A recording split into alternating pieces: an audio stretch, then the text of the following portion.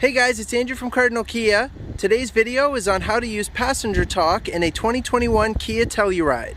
I have in front of me here an SX Limited all-wheel drive, Night Sky edition in glacial white pearl. Let's get started.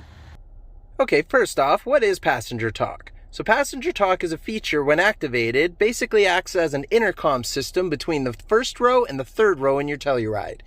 It uses a microphone system that's set up in the front and the back that will amplify your voice throughout the car speakers. It will cut out any audio that you're listening to amplify your voice.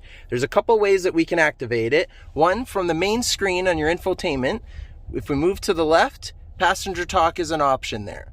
Or, if you happen to already be listening to the radio, I like to use what they call the bump outs, and passenger talk is one of those options.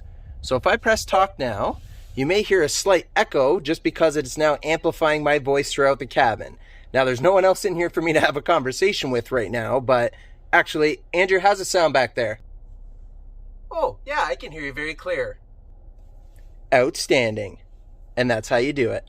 Thank you very much for watching, guys. Please go ahead and hit that like button. Make sure that you subscribe and hit the notification bell so you stay up to date with all of our videos.